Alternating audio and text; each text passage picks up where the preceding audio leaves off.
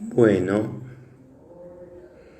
hola, ¿cómo estamos? Aquí, ¿cómo están todos? Bueno, sí, ahora estoy esperando a Carlos.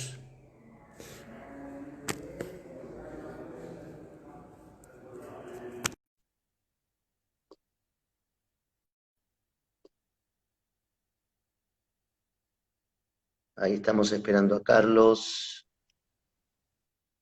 Sí, buenas tardes. Señor Carlos.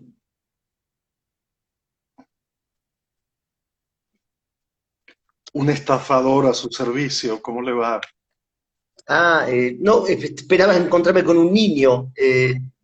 Veo, veo un rasgo. Todavía, todavía quedan restos de humedad, querido Esteban. Sí, sí, sí, me acuerdo de esa humedad de niño.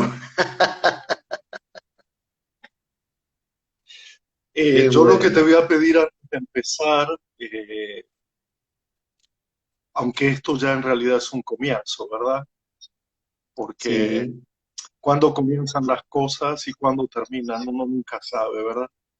Pero lo que te quiero pedir es que eh, todo lo que forma parte de nuestro pasado común, que es todo o casi todo, sea, sea confesado de una manera o elíptica o hiperbólica o a cuentagotas, porque si no aquí van a arder varias Troyas, no una, van a arder varias Troyas.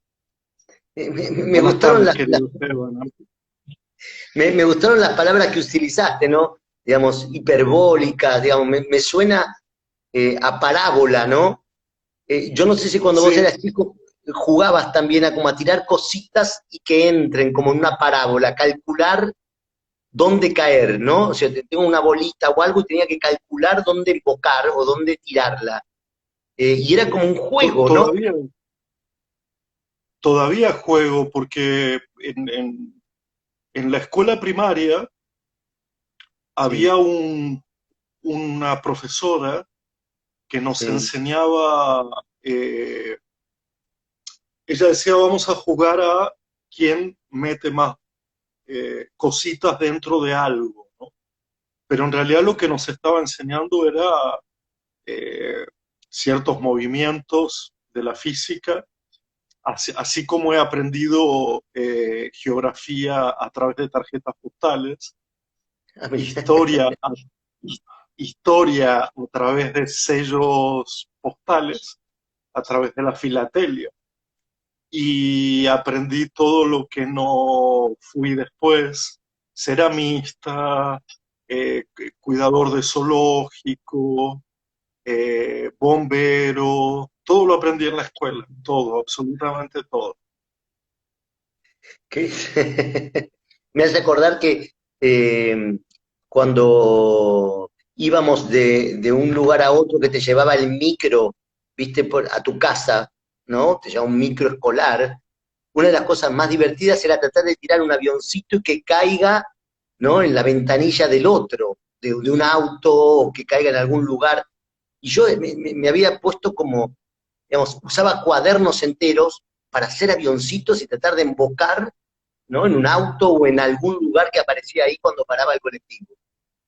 Y esa picardía, ¿no? Es como, casi como una chispa. Y cuando uno embocaba era wow, ¿no? Era como, habíamos realizado algo, ¿no? Era como Las mágico, ¿no? proezas, las proezas de la infancia son incomparables. Son incomparables porque son humildes al mismo tiempo. Quiero Y, decir, eh, ¿dónde está la grandeza histórica de la humanidad cuando un individuo hace volar un avioncito? Eso no lo cuenta ningún tratado de la historia, ¿verdad? Sin embargo, son esas las proezas que nos han afirmado un poquito. No te voy a decir mucho, no te voy a decir que nuestra personalidad deviene de haber arrojado bien un avioncito por el aire, ¿no? O haberlo hecho bien con una moneda puesta en el medio y los dobleces perfectos. Pero sí que creo que nos han hecho como más confiantes, ¿no? Más Sí, si se puede, perdón, si se, de todas formas que, ahora te voy a contar uno de los recuerdos que creo que no conoces de mí, eh, porque también me gusta contar aquellos recuerdos que pudieron haber cambiado a tal punto el destino de una vida en la infancia que esta conversación no hubiera tenido lugar, ni esta, ni las decenas de cafés que nos hemos tomado en la vida, vos y yo, yo. y bueno, yo te confesé este recuerdo que no te lo había contado, pero estoy pensando en esa imagen, ¿no? De ese Esteban tirando un avión, digamos, porque uno se transforma en avión. Es decir, digamos, es como que se te extiende el cuerpo, ¿no? Como el del hombre elástico, ¿no? O sea, y embocás, ¡wow! Digo, es como una sensación de extensión corporal, o sea, salís del cuerpo, sos avión y entrás ahí, ya está, ¿no? Es como, digamos, invocar era como decir, uy, qué puntería, pero es como que te afirmabas ahí, gratuito, ¿no? Digo, esto es lo otro que me surgía, Totalmente. ¿no? No es que había una ganancia, ¿qué ganabas? Nada, digo, nada más que eso, que era tirar y invocar. ¿No? Ni serías un individuo exitoso en la vida por eso. No tiene que ver con eso. No, no No, tiene la trayectoria del avioncito no es la trayectoria de toda una vida y sin embargo la imagen es muy potente, ¿no? A mí me porque está llena de pequeños fracasos además. es, Entonces uno puede también aprender a que no lo puede todo, que las cosas salen mal a veces, que el de al lado le sale mucho mejor, que se puede aprender desde al lado, ¿no? Que, que no hay tutoriales, no había tutoriales en aquella época, ni nadie te explicaba las cosas como si fueran tips, ¿no? 10 sí, sí. pasos para hacer el avioncito de papel. Era todo muy artesanal, y ya me estoy poniendo viejito, ¿no? Pero es un poco esa idea de que de que lo que hacíamos era gratuito, sí, y además tenía una preparación, que me gusta Sí, mucho hablar de esa preparación. exactamente, espera, espera, Sí, sí, sí, adelante. Yo mientras tanto me voy a escuchar música. No, era justo que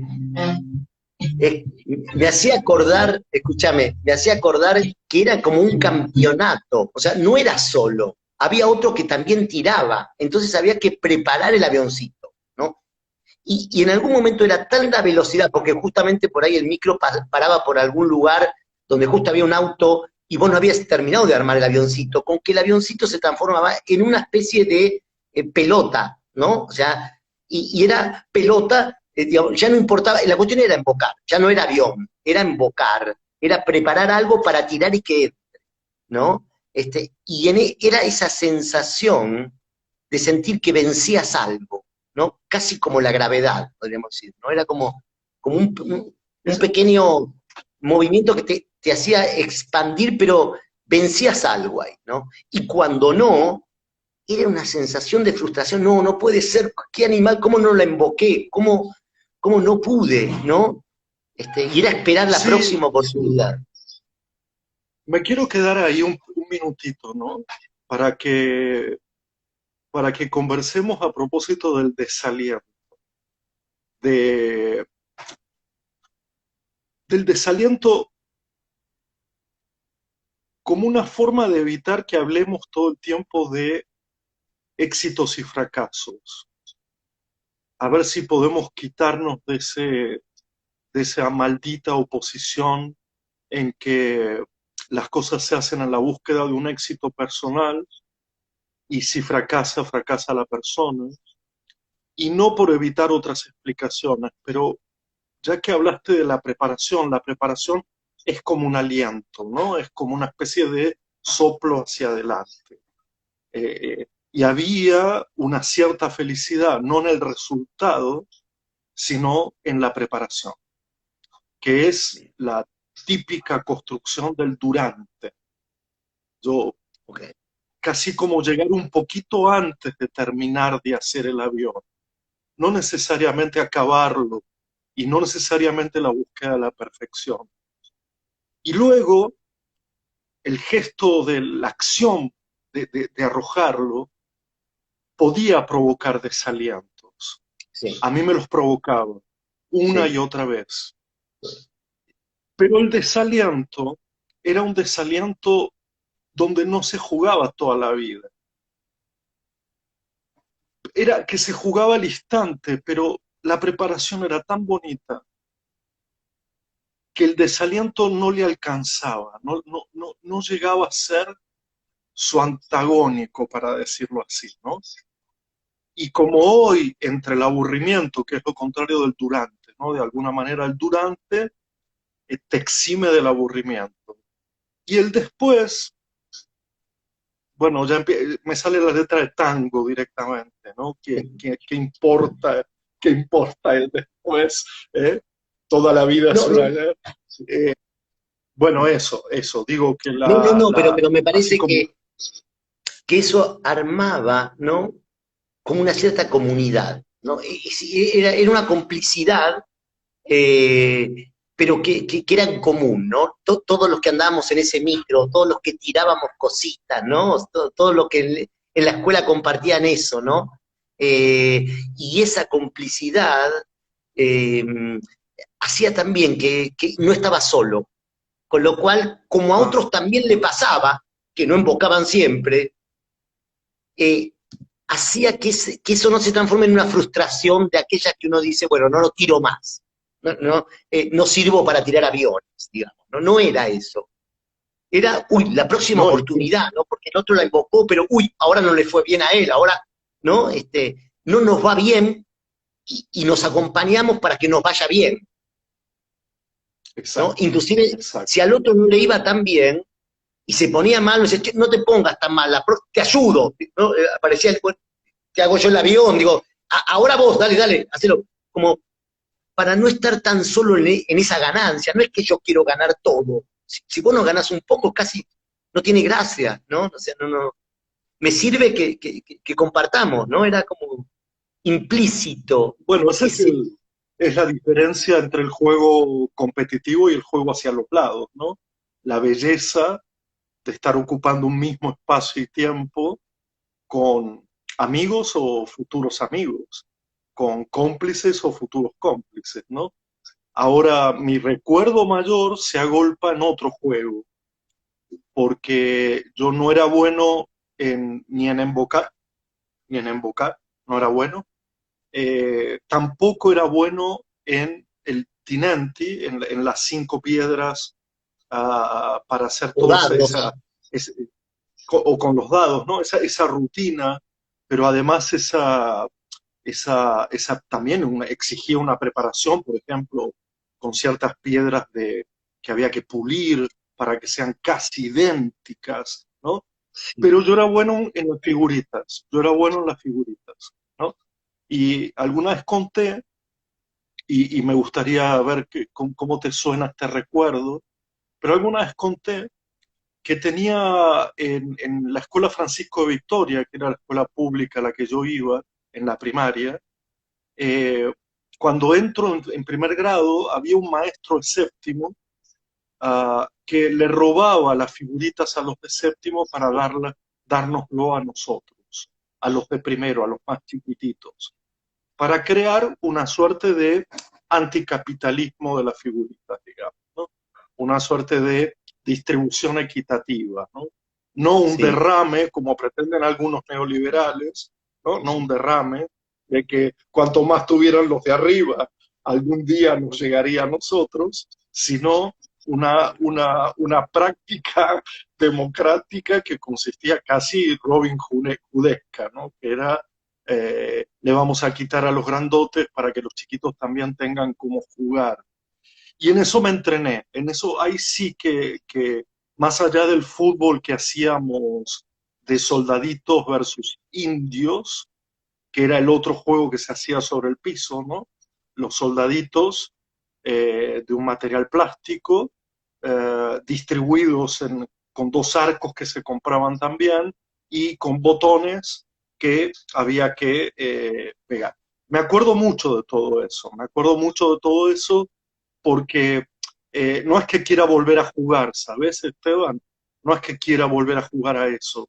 Lo que quiero y lo que quiero para los demás es volver a sentir ese estado de ánimo concentrado, serio, donde parecía que el mundo perdía gravedad, que no había exterioridad, ¿sabes? Eso es lo que recuerdo con más. Y que a veces lo logro por otros medios, ¿verdad? Sí. Sobre todo porque nunca volvería a jugar soldaditos versus indios, digamos, eso lo aprendí después, ¿no? Eso lo Claro. aprendí después.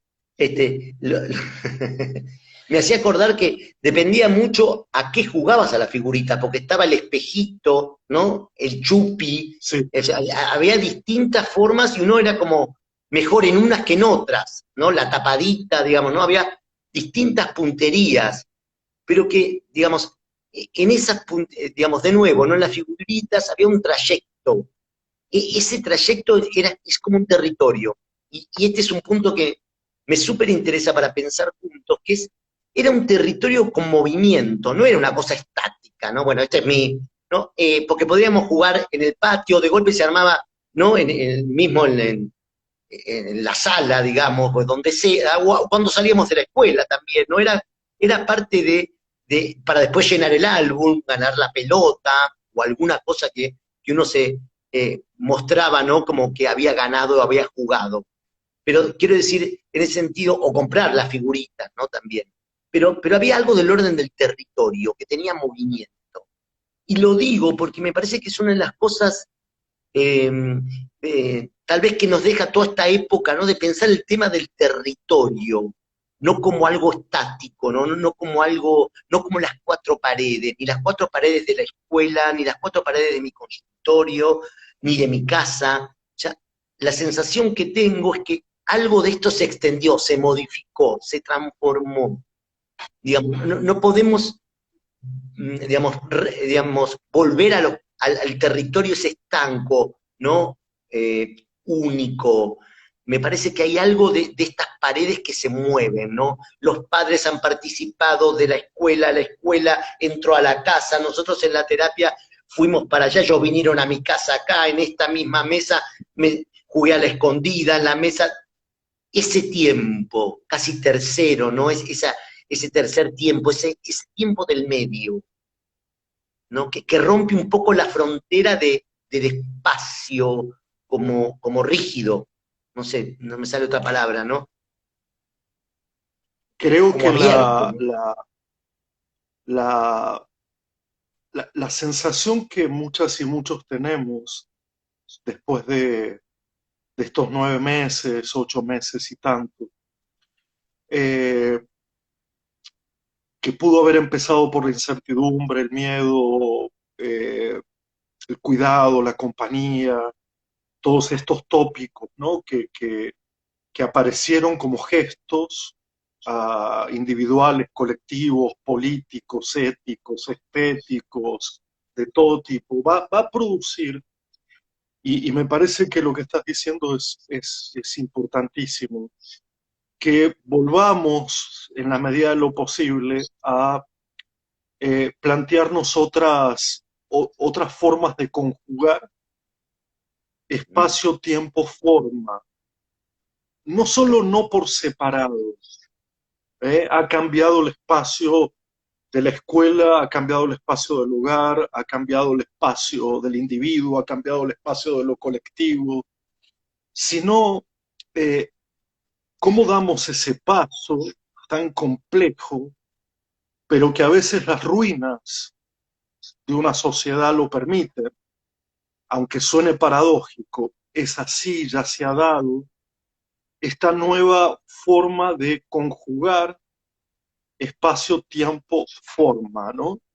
Eh, ya no como dimensiones sueltas, ¿no? Como decir, bueno, vamos a revisar el espacio escuela y derribar paredes, porque también hay un tiempo escuela y también hay una forma escuela. Entonces, el juego de estos tres elementos va a determinar un poco, claro, previa vacunación masiva, ¿no?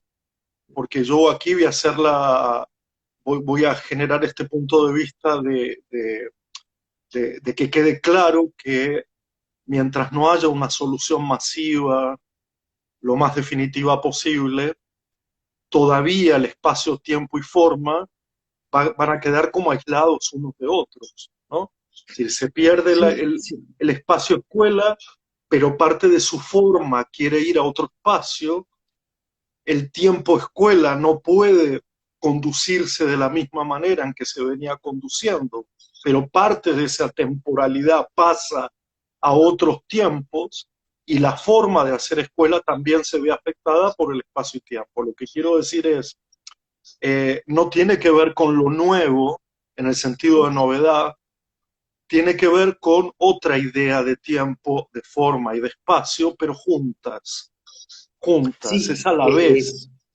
me parece que, o por lo menos a mí, una de las cosas que me parece que podemos rescatar es que empezamos a escuchar el tiempo. No digo, como Claro. a escuchar el espacio, ¿no? Diga, pero ¿cómo? ¿No lo escuchabas? Sí, pero es como cuando decís, bueno, esto lo sabíamos, bueno, ahora me di cuenta.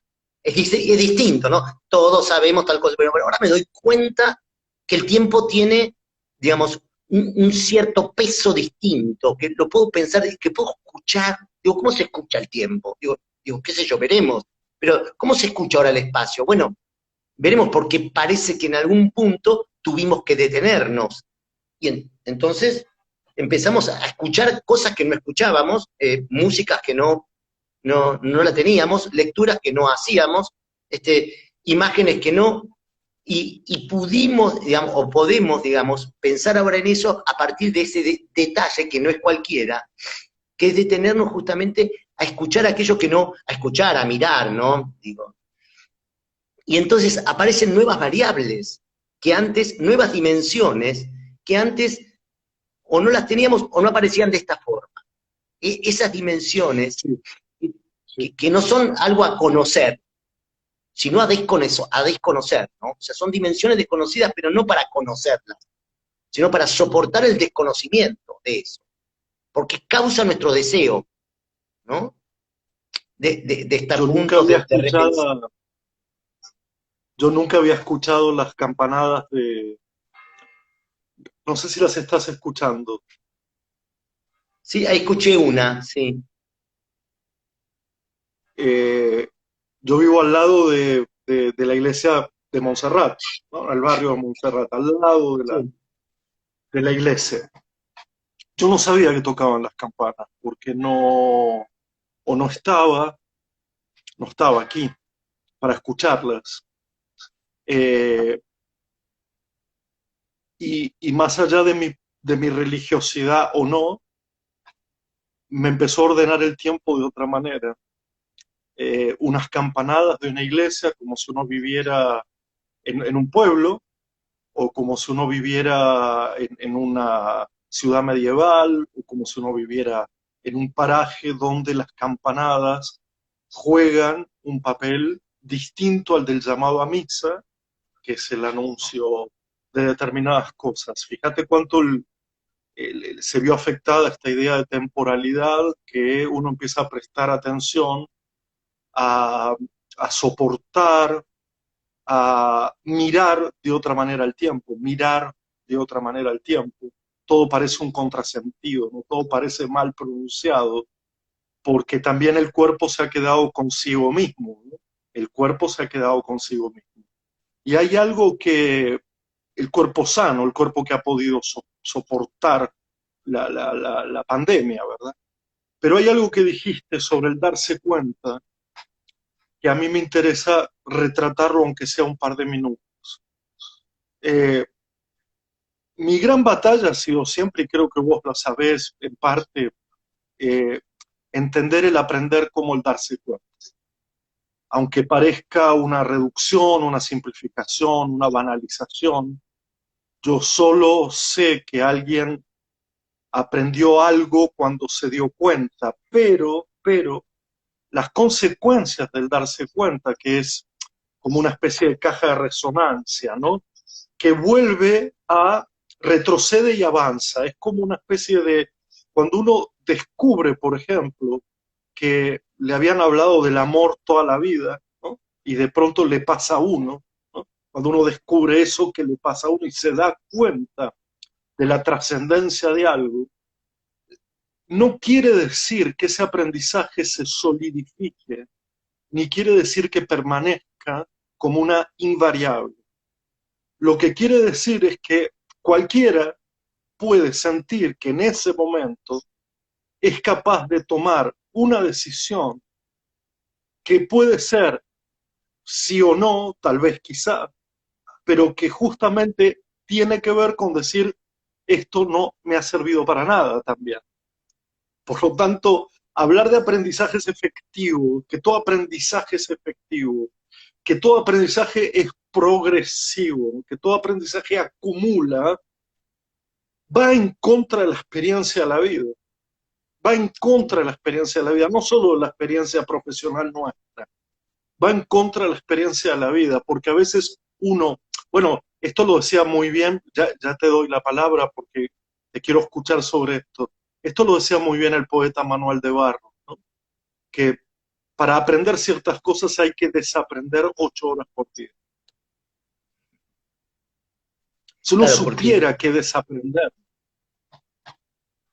claro, cuando nosotros trabajamos con niños que sufren el sufrimiento en la infancia, cada vez más lo pienso como un tiempo que se detiene, que se coagula, ¿no? En una experiencia del cual él no puede salir. Y tal vez una de nuestras funciones, tal vez la más importante, es cómo hacemos para entender que ahí hay un modo de existir que está encerrado. Y cómo logro meterme en ese modo de existir para abrir algo que estaba encerrado. Es decir, cómo hacemos para que ese tiempo pueda fluir. Pero ese tiempo que deviene es el tiempo que también para los niños arma el pasado. Mirá qué loco, arma al mismo tiempo el pasado y el porvenir. Y uno lo tiende a pensar, ¿cómo es esto? El tiempo se divide. No es que el niño nace ya con el pasado armado. No es que nosotros ya nacimos con la experiencia y entonces lo que hicimos fue desarrollarla. No es que aprende porque, bueno, naturalmente va a aprender. Es que cuando aprendes algo, el tiempo se te divide. Es decir, un chorro va para el pasado, otro chorro va para el porvenir, y hay una hora que pasa, pero en ese ahora están los dos. Está el pasado actualizado en eso que está haciendo el nene, en los avioncitos, si se quiere, y está el futuro que lo que va a producirse a partir de esa sensación, de eso que aprende. ¿Qué es el aprendizaje sino una sensación? ¿No? Es casi, podríamos decir, mira, pensando en esto, ¿no? Casi como cuando tirás al avión, ¿no? Y no es que aprendiste algo en cuanto a 4 más 4, porque eso se va a aprender, eso es la información. El aprendizaje que decimos, ese que tiene que ver con el amor, ¿sí? No es algo en el cual yo estoy calculándolo, porque ahí sucede, ¿sí? Justamente lo incalculable, ¿no? Lo que es esa zona que está indeterminada. Y tal vez porque los niños no saben qué es lo que tiene que venir. Se ubican muy claramente en esa zona del medio. Cuando sufren, ese es el problema. No pueden devenir, quedan como ahí. Arman una experiencia que se les bloquea, ¿no? Y por ahí, digamos, mi intento a veces, ¿no? En la clínica, como sea, ¿no? Es cómo me meto en ese modo de existir sufriente para intentar generar otro espacio que pueda generar ese medio, ¿no? Eso en el medio, y que pueda seguir produciendo ahí otra experiencia pero para eso lo más difícil es perder esa. Ahí entramos en lo mismo. Sí, no, yo estaba pensando que me parece que el momento más interesante para mí desde el punto de vista educativo, desde el punto de vista comunitario, yo he perdido un poco el vínculo con el trabajo individual, porque, bueno, mi tarea se aproxima más a algo que puede ser acompañar instituciones, ¿sabes? Entonces, me parece que uno de los momentos más interesantes es cómo cuando aparecen pistas, signos, huellas, ecos de un darse cuenta, se puede originar una conversación a propósito del darse cuenta. Porque ahí sí que hay algo que podríamos llamar la segunda parte del aprendizaje, ¿no? Que es que yo creo que cuando un aprendizaje pasa de lo individual a lo colectivo, cuando un aprendizaje, una conversación sobre cómo nos dimos cuenta, que no sea autoritaria, que no sea verticalista, para que se entienda, que no es que yo te transfiero un modelo de mi darme cuenta para que aprendas tu darte cuenta, sino que lo que hago es una conversación que nos dé pistas para que otros que todavía no se han podido dar cuenta de algo en particular participen de una conversación sobre el darnos cuenta de algo. Te voy a dar un ejemplo muy torpe de mi parte, ¿no? Muy torpe de mi parte, que fue cuando yo comprendí o me di cuenta o aprendí a un cierto gusto por la lectura, un cierto gusto por la lectura, ¿eh? Que implicaba al mismo tiempo un cierto disgusto o una cierta indiferencia por otras lecturas, ¿eh? Es decir, una suerte de experiencia personal, pero que inmediatamente busca sus formas de entrar en conversación. Por eso, por ejemplo, y lo hago permanentemente, mando títulos, autores, o siento cuando los amigos me dicen que estás leyendo, como una invitación a no solo conversar en paralelo, Esteban lee esto, yo leo lo otro, sino para darnos cuenta en qué consiste ese pasaje que yo creo que hace a lo educativo, no sé si a lo terapéutico, pero sí a lo educativo, que es ese momento en el cual lo particular, lo individual, comienza a formar parte de una conversación que es pública, que es comunitaria, sale del individuo. Entonces está relaborada. Ya no es simplemente un darme cuenta como un instante, como un relámpago, ¿sabes? No es simplemente el hechizo. Es ese momento en que hasta podrías narrar en qué consiste ese darse cuenta. Y ese es un momento educativo, o es un momento formativo, si querés. Cada vez que vos hablabas de conversación, a mí me remitía a que para un niño la conversación tiene carácter de realización, de un hacer. Digo, como para sacarle la cuestión de la palabra. No es, en la infancia no es tanto, me parece a mí, ¿no? Y mucho menos ahora de hablar, sino que hay algo del acto, como de la puesta en juego, ¿no? Casi como que para el niño demostrar algo es casi hacerlo, ¿no? Hay otro periodo donde él se da cuenta, pero hay un punto, no sé, como del acto, ¿no? Él necesita encontrarse con eso, necesita escribir, necesita poner el cuerpo, necesita vivir esa experiencia, ¿no? Investir o vestir ese espacio, ¿no? Habitarlo. Y esa realización es un poco también el darse cuenta, por lo menos en la primera infancia, ¿no? Donde la palabra todavía no alcanza a recubrir el borde de lo que siente, ¿no?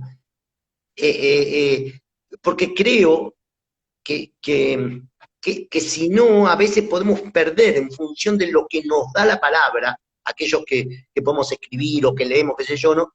De perder esa sensibilidad que pasa por eso, ¿no? Por el descubrimiento, el tocar, el tirar, el jugar a la figurita, ¿no? Esto, donde el niño se empieza a dar cuenta, sí, sí, pero pero es un darse cuenta, ¿no? Hasta podríamos decir casi como inconsciente, ¿no? Porque no es que él lo hace para eso, o que, bueno, finalmente dice, bueno, ahora, ¿no?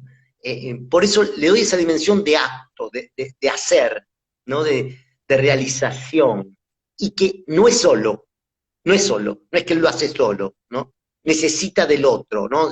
Pero no del otro docente, no del otro adulto, de los otros, de los otros como parte fundamental de la experiencia infantil, ¿no? Como esencia, digamos, ¿no? No podemos pensar un niño aprendiendo solo, no es un autodidacta, digamos, aunque lo sea, digo, no es eso, o por lo menos no es lo que buscamos, ¿no? Y justamente me parece que ahí surge el acto, porque ¿qué es la comunidad sino el momento en el cual el niño puede ponerse en el lugar del otro? Sin darse cuenta, ¿no? Se ubica en el lugar del otro. Y me parece que eso solo es posible, digamos, como efecto comunitario, digamos, ¿no? Eh, Y no es que él se da cuenta de la comunidad, sino que la comunidad es lo constitutivo del darse cuenta. Como poniéndolo al revés, ¿no? Digamos, no es que el niño, bueno, es necesario que se socialice, no, es constitutivo de la posibilidad de pensar. No es una sumatoria, bueno, es importante, ¿no? Socializarlo, para la escuela, no, es fundamental para armar la cofradía de la comunidad, ese territorio en el cual tiene que realizarlo, no está dado.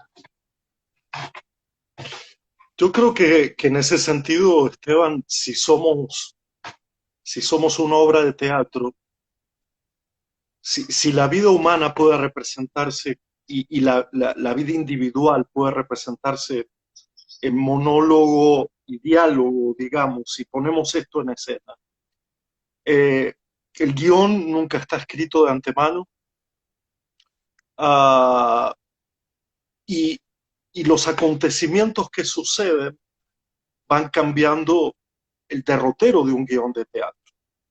Cuando yo hablo de la conversación, no estoy hablando de las palabras, estoy hablando de ese momento en el cual aparece lo múltiple, que es lo que llamaste lo otro o el encuentro con otros, ¿no? El descubrir otra forma de hacer, otra forma de jugar, otra forma de reír, otra forma de sufrir.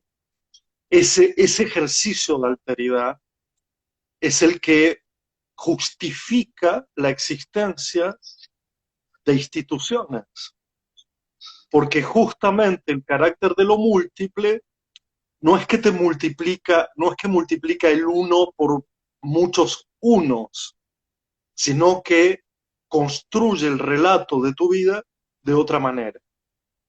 Y yo pensaba mucho cuando hablabas en eso de uh, si la infancia es justamente aquello que es realización o es el acto, hay algo que los amigos que trabajan en estas cuestiones a veces nos soplan al oído, ¿no?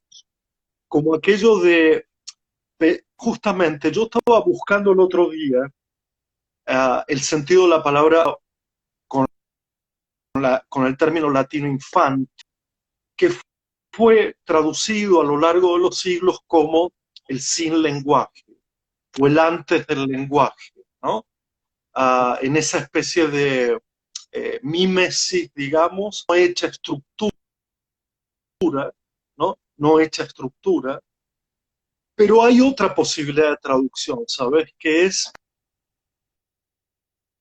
un lenguaje que no ha dirigido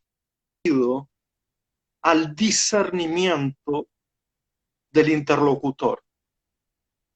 Es decir, en todo caso podría ser un acto también con palabras, con gestos,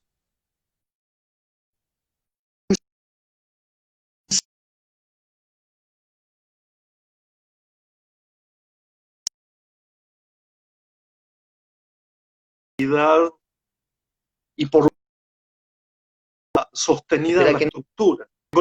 los... Tengo la impresión de que o vos o yo nos fuimos. Te fuiste porque en un momento vi Sí. que si no te interesa Eh, lo que digo, me voy, ¿eh? O sea, si no te interesa lo que digo. Me súper interesa cuando dijiste otro concepto etimológico de la infancia, ya no como el que no habla, como el que no está fuera del lenguaje, ¿no? Entonces tiene que aprender a hablar. O está privado. No, no, no. Hay una traducción posible y la estoy buscando en este momento. Hay una traducción posible que a mí me gusta mucho, que es de no entender el hablar en el sentido de la inteligibilidad de los demás. Digamos, es un habla que no puede ser juzgada bajo los efectos de la inteligibilidad de los demás. Y en ese sentido, no estoy hablando de algo comprensible para quien escucha, porque Sí, si no, imagínate, gran parte de nuestro trabajo caería por tierra.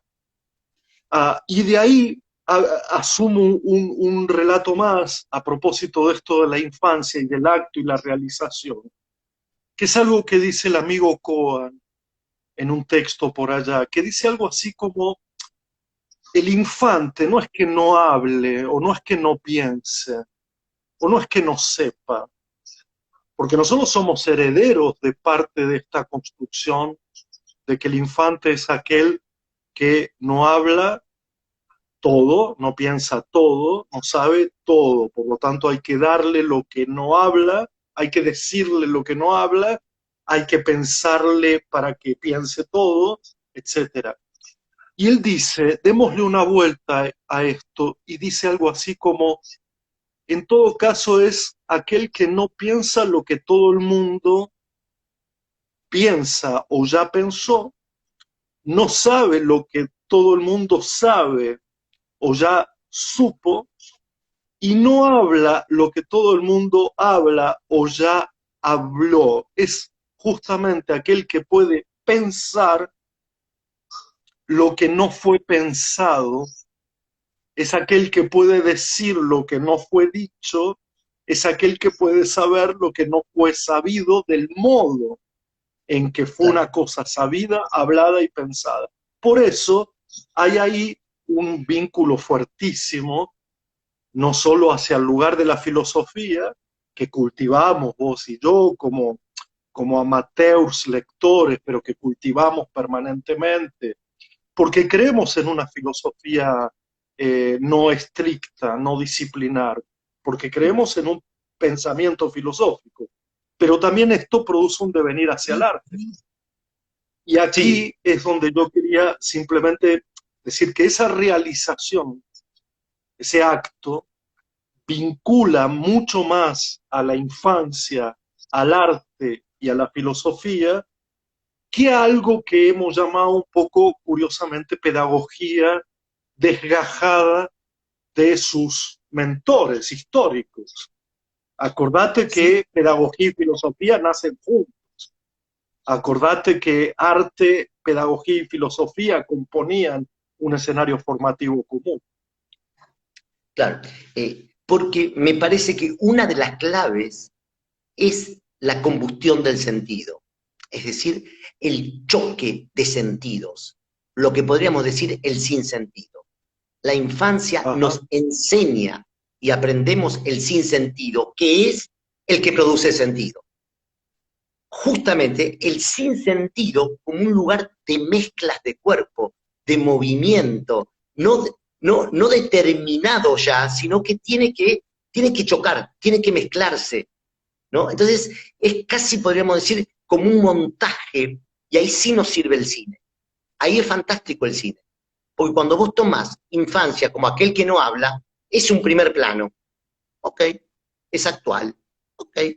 Pero ¿y la virtualidad, la historia, lo que va pasando? No, no. La infancia no habla. No, no, no. Esperá. La combustión del sentido es que justamente hay tiempos que hay una historia que se narra, que es actual y virtual al mismo tiempo. Yo creo que el sinsentido, como productor del sentido, es aquello que aprendemos nosotros de los niños. ¿Y quién lo realiza? la manera que tiene de encontrar el sentido es a partir del sinsentido. No es que él se lo propone, es la experiencia la que lo lleva a producirlo. ¿Qué es jugar? Sino el sinsentido en acto. ¿No? Digo, ¿qué sentido tiene? ¿Qué cosa más inútil jugar? ¿No? Digo, en cuanto a utilidad. Y sin embargo, es ese plus el que provoca, digamos, ¿no?, la posibilidad del nuevo territorio. El sinsentido es un territorio abierto. Y pareciera justamente que el sentido es el que lo cierra. ¿Qué es el artista sin ese sinsentido? Porque lo que hace un artista cuando arma el trazo, o cuando un escultor arma su escultura, es justamente coloca una potencia. Hace un posible que está ahí. Está la madera, ¿sí? Pero de esa madera hay una posibilidad casi imposible de que haya un cuerpo. Esa posibilidad es que ese artista que está en la madera pone en juego una dimensión desconocida.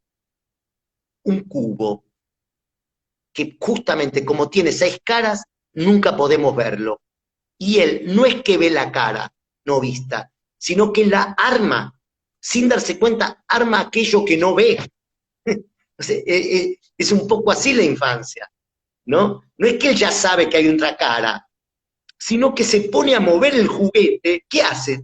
Un nene cuando tiene el juguete se pregunta, ¿qué hace? ¿Qué hace? Se mueve, digo, ¿qué? Claro, porque en ese hacer va encontrando locamente, digamos, va esculpiendo el tiempo. Esculpe el tiempo. Por eso me dice, asesine, Fíjate, claro.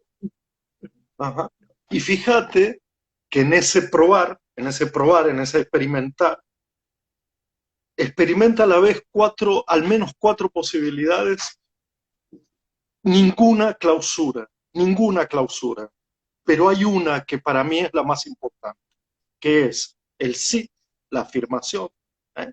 La afirmación, lo que te permite cierta repetición y cierto avance en lo que estás construyendo, el sí, ¿eh? Es como un paso adelante, ¿no? Él sí tiene esta idea de que además es imprescindible porque ninguna vida no afirmada puede tomar un paso adelante, ¿no? Esa fue la gran batalla en algunas discusiones en educación especial sobre cómo una vida negada, un cuerpo negado, una mente negada, un lenguaje negado puede al mismo tiempo ser objeto de promesa educativa, sujeto de promesa educativa. Entonces, el sí es la afirmación y además es, desde el punto de vista filosófico, quiero recordar que Jacques Derrida, padre de la deconstrucción, que parece algo destructivo, empezaba con un sí, coma. Es decir, hay algo afirmativo y luego, yo te dije que hay 4 formas de andar experimentando. El no también, el no también. Hay una especie de prejuicio, ¿no?, de que con el no nada se aprende. Y yo voy a decir que puedo contar también mi propia biografía a partir de ciertos no que fueron fundamentales para mí. Pero de Eh, verdad, por- ¿eh? por- sí, sí, pero en esto, Carlos, es fundamental lo que estás diciendo. Yo cuando hablabas Faltan dos, del me sí, faltan dos, me sí, pero faltan déjame, dos, ¿eh? te faltan 2, lo vamos a tomar ahí. Déjame tocar Anoto esto. para mí. Sí. Eso. Una afirmación negativa. El no es una afirmación, pero negativa. Pero además es lo que le permite a un niño jugar. No es de verdad. El cómo sí es la negación. No es de verdad. Y entonces juego a los monstruos. No es de verdad. Entonces puedo jugar a estar muerto. No es de verdad. Claro. Entonces juego con el coronavirus. No importa. Digo, o sea, ese no es central. Y es más, cuando un niño no puede armar el no, yo estoy preocupadísimo. Y Claro, en cambio, claro, cuando claro. empieza a decir, ¿querés esto? No.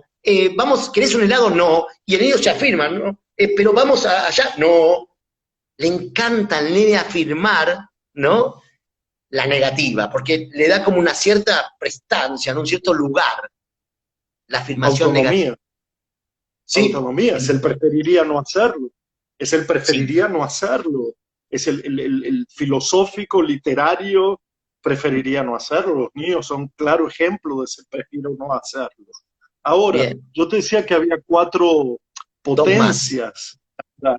Porque andábamos con el sí y el no, pero ya pusiste que era una negación afirmativa, o sea que es uno solo, de algún modo. Yo quise decir sí, coma, pero vos me dijiste no, coma. ¿Eh? Y está Bien, muy bien. Ahora, yo creo que hay un tal vez, un quizá, que puede hacer sufrir, que puede producir dudas y es maravilloso. El quizá tiene una dimensión, una amplitud, una extensión. Ese quizá es tan abarcativo, tan imaginativo, ¿no?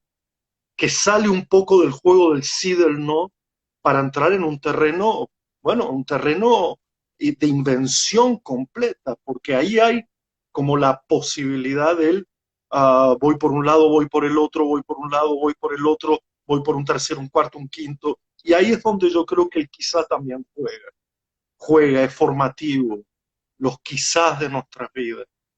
Ya hemos hablado del sí, sí de nuestra vida, del no de nuestra vida y ahora del quizá de nuestras vidas. sí. Sí, Eh, el punto para un niño, y tal vez para nosotros, que el quizás implica una cierta fragilidad, porque claro, justamente es quizás. Entonces hay un riesgo en el quizás, ¿no? Porque no es el seguro del sí o el seguro del no. Es ese punto donde, bueno, tengo que transcurrir, pero quizás es por un lado, o quizás puede ser por el otro, y no, es ahí donde en ese quizás eh, surge la aventura, en ese quizás surge, digamos, la transmisión del deseo, ese es el quizás es que va contra maravilloso. el ritual, ¿no? El ritual de la escuela, el ritual, ¿no? Que nos da seguridad, pero que enfría la transmisión afectiva, está en el quizás, ¿no? Y además Blanchot porque hace un también, relato, claro, claro, pero además hace un relato muy bonito, que es darnos cuenta de los azares, de las contingencias. Quizá si yo no hubiera estado en aquel terremoto, quizá si yo no hubiera cruzado la calle, quizá si te hubiera conocido antes, quizá, quizá. Y esto da paso a la novelística universal. Es decir, sin ese quizás no habría novela, no habría una biografía de ficción. Pero me falta uno, querido amigo, me falta uno. Es el casi, el casi. Es una expresión muy curiosa. Yo la aprendí de una poeta que escribió aquello de el casi es lo más importante. Casi conversamos, casi es como una especie de una vuelta de la fragilidad para el lado de lo incompleto, para sabernos incompletos, para darnos cuenta que potencia e impotencia no son un par en oposición. Entonces, lo que alguna vez yo había escrito de que también habría que incluir aquí un quinto elemento que es el sin embargo, que es darte la posibilidad de reescribir un poco esa historia, de reescribir un poco tu vida, de reescribir la acción que acabas de hacer. Entonces estamos con el sí, no, quizá, tal vez, casi, sin embargo. Y este es un tejido que además permite no solo la escritura y la lectura, permite el juego, es una lectura del juego, ¿no? sí, Entonces hay vidas del casi, hay vidas enteramente del casi, ¿no? Hay gente que, como que hay prototipos, pero me parece que la vida, cuando uno cuenta su vida verdadera, está llena de todo esto. Casi que podría ser toda una frase, mira, si me quisieras en este instante, no volvería a preguntártelo, tal vez porque lo entendería casi sin mencionarlo. Y sin embargo, qué bonito. Así que Claro, le porque podemos decir a la gente que construya poemas pasando por todas estas palabras. es que en realidad tendríamos que pensar que la infancia, ¿no?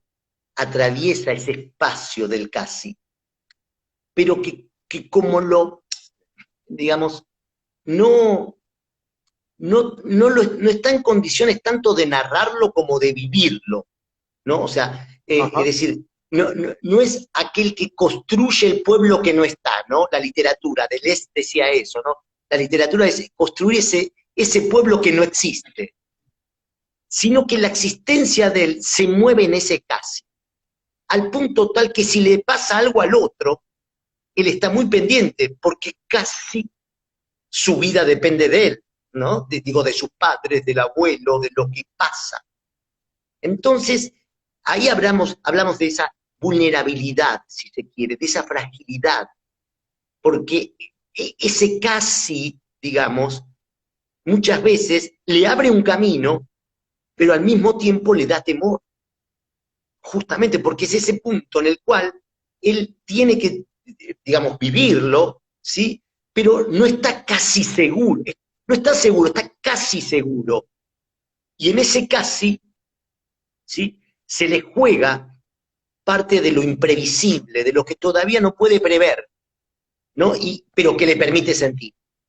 Porque después, ya previsibles, ya definidos, ya sin quizás, parece que todo se encierra, ¿no? Se vuelve como a encerrar, ¿no? Y es ahí donde los artistas vienen a recuperar algo de esta potencia, ¿no? ¿Qué es sino un artista, sino esa potencia del casi, ¿no? Esa potencia del quizás que te abre otra dimensión, que te permite abrir otra dimensión que no estaba o no veías. Y esa otra dimensión, en ese casi, aparece el otro. ¿Sí? Yo Digo que aparece el tuve, otro. sí, No, digo que aparece el otro porque también en este casi hay algo del niño que devuelve al otro. A mí me gusta pensar, ¿no? Ya que utilizamos este casi como en una herencia invertida. ¿Qué ajá. significa? No solo el niño hereda de nosotros, pensémoslo todo al revés. ¿Qué heredamos de un niño? ¿Qué heredamos nosotros de la escuela? ¿Sí? Y casi nos encontramos con la UPA. Tal vez heredamos el quizás, el casi, aquello que lo perdimos porque, bueno, nos estructuramos, ¿no? Bueno, nos domesticamos de alguna manera, ¿no? Y en cambio el niño nos permite recuperar lo infantil. ¿Qué es recuperar lo infantil? ¿Qué es ir crecer hacia la infancia? El casi, casi el quizás, la La última multiplicidad. experiencia, la última, sí, sí, perdón, es que hace muy poquito tuve esa experiencia del casi, del sin embargo, que me parecía una experiencia adulta y la terminé viviendo como una experiencia infantil, que fue la de la traducción. Porque ahí se jugaba ese tener que escuchar a otro de una manera completamente distinta.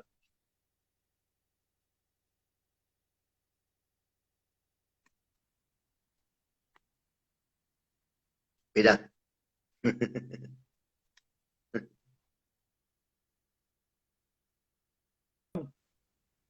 Acá llegué, no sé qué pasó, se cortó. En una manera distinta la traducción, dale. Te congelaste, no te escuché lo que dijiste. No, me quedé en la traducción. O sea, tuviste que hacer la traducción y no sé qué pasó. Que estuve todo el tiempo con esa sensación de que la frase traducida era sí, pero no, que quizá podría ser de otra manera, ¿no? Que Espera que-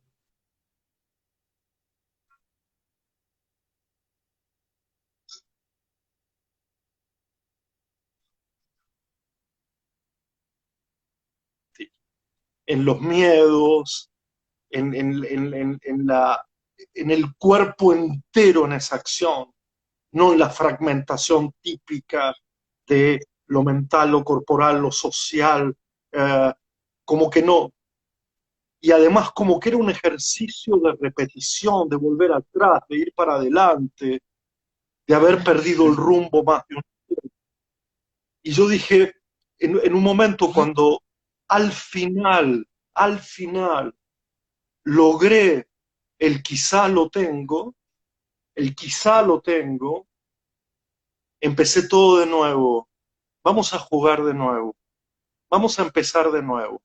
Porque ciertas cosas solo se producen si vuelven a un punto de partida. Como el juego de Rayuela. Como tantos otros juegos que para seguir tienen que volver a comenzar. Y en ese recomienzo está la diferencia. Porque nunca volvés al mismo punto en el que estabas. Ese punto de partida ya no existe. De ahí que cuando nosotros dijimos crecer hacia la infancia, tomo tu idea de heredar de mi niño y de tantos niños, vos fuiste un niño para mí del cual yo probablemente haya heredado algo, ¿sí? Como por ejemplo aquella vez que robaste la comida en un campamento en el que trabajamos juntos y dejaste a todo mi grupo sin la comida de ese día. Era un juego, era un juego, pero no lo vuelvas a hacer.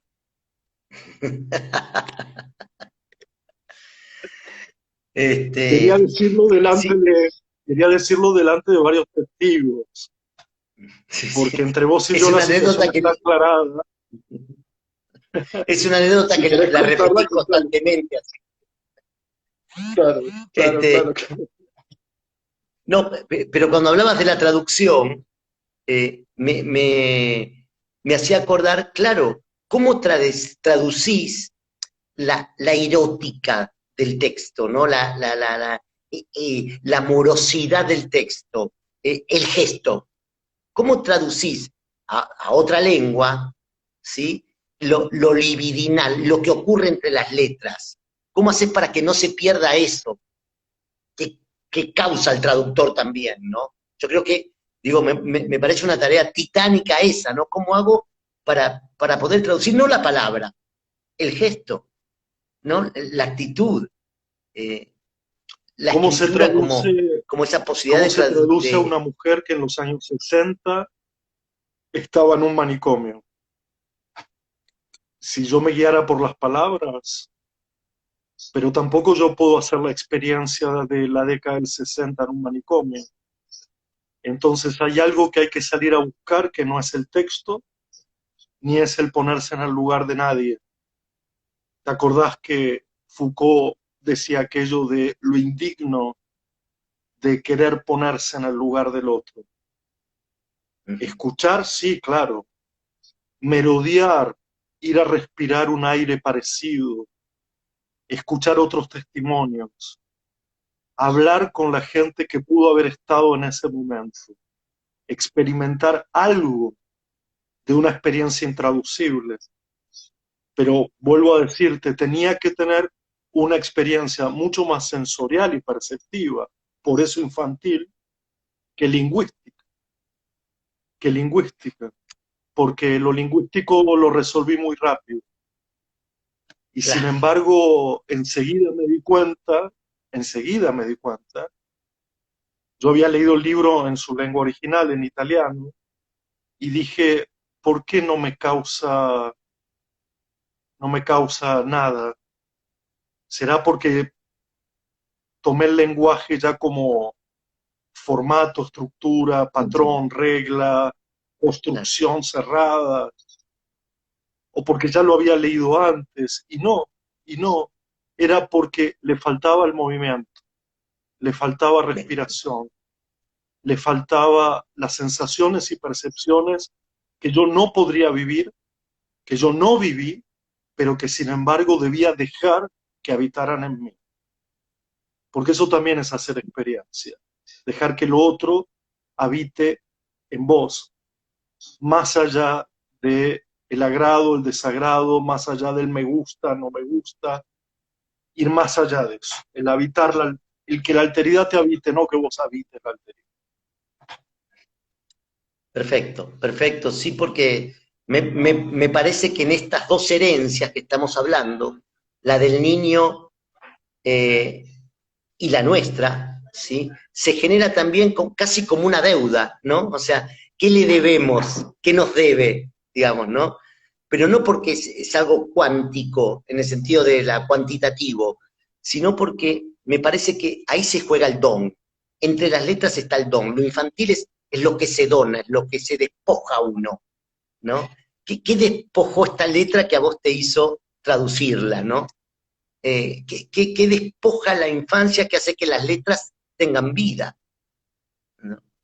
Yo Y no cómo siento nosotros, deuda, yo siento gratitud, bien, pero ahí, claro, porque ahí podríamos pensar si una experiencia nos genera una relación de deuda o de gratitud, llegado el caso, o si no tiene que ver con ninguna de las dos.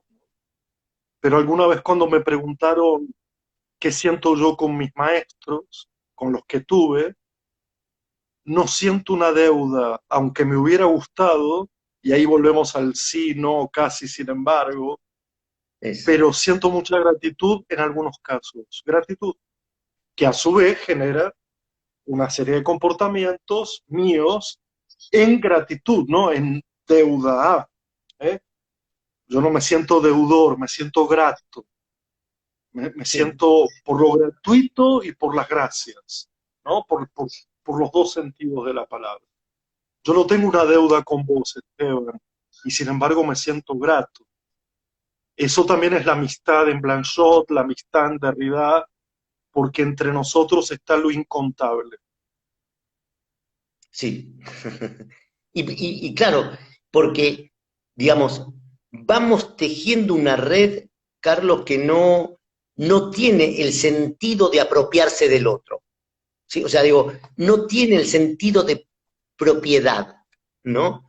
Sino Mm, que justamente tiene el sentido de apertura, de ese vacío que conforma la red, digamos, porque si no sería otra cosa, pero un entretejido deja un vacío,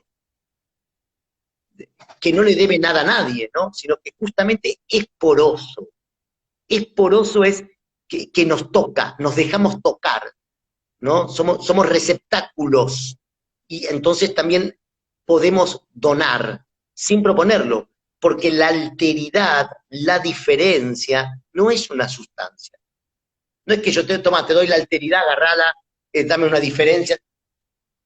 Es lo que se crea, justamente esa dimensión que no podemos preexistir, digamos, sino que de alguna manera al construirlas nos preexiste después, ¿no? En ese tiempo totalmente. del quizás. ¿Eh? Eh, qué bueno, Bueno, ¿qué te parece si lo dejamos en quizá? dale. Me encanta, me encanta. Porque, porque hay, es como si ahora uno estuviera con una cantidad de recuerdos, de cosas para contar, pero yo creo que está bien y que nosotros siempre tuvimos una relación de quizá. Es cierto. Quizás nos vemos la semana que viene, quizá hacemos un vivo juntos. Y yo creo que, déjame decirlo, me lo propusiste tempranamente en la pandemia y yo no sé por qué lo quise, lo fui como postergando, pero no por nada. Y ahora me doy cuenta por qué, querido Esteban, y era porque con vos no puedo conversar de otra manera que no sea la que siempre conversamos. Y le tenía un poco de miedo a este formato, le tengo todavía un poco de temor o de resquemor a esta idea de conversación así, a, donde la gente escucha, mira, a, me gusta no sé, hacerlo de otros modos. Y entonces quizás ahora que estemos en un comienzo de un final, cuando no es oportuno ni coyuntural que hablemos, es donde hemos encontrado nuestro tiempo, nuestro lugar y nuestra forma de hacerlo.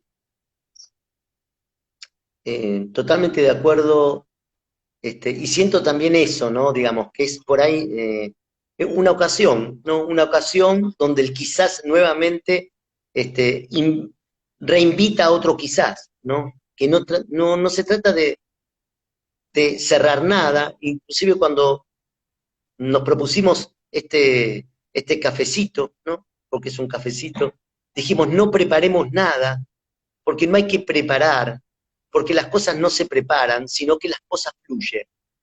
Y estamos ahí, casi como un guiño de ojos que nos hacíamos al mismo tiempo.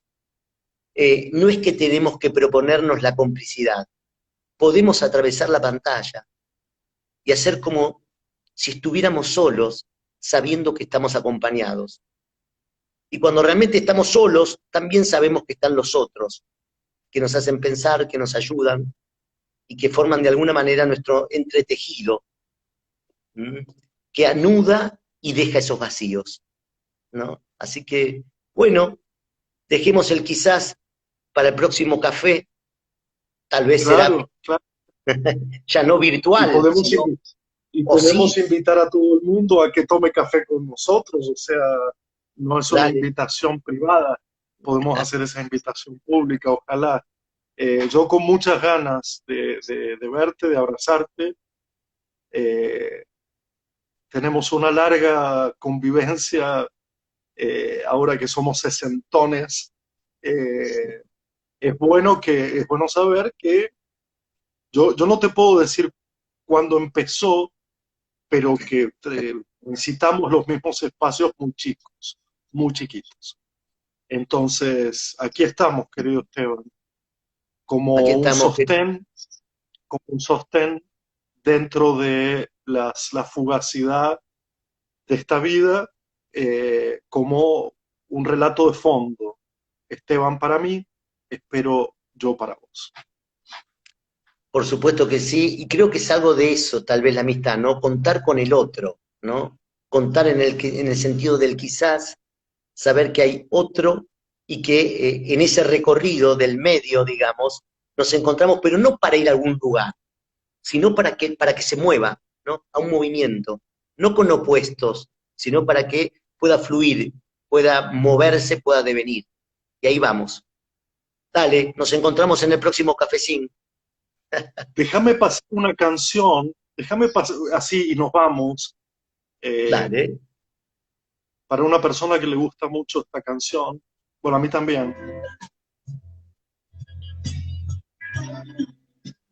se escucha, ¿no?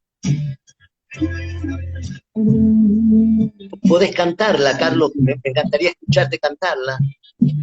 Dame suave brisa, brisa de la playa. 200 años. Hasta luego, hasta luego. Querido. Gran abrazo. Chao. Dale, abrazo, dale, dale. Chao, chao.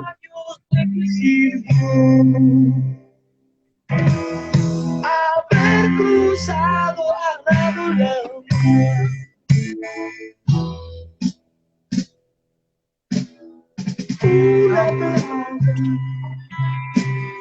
una playa, una playa.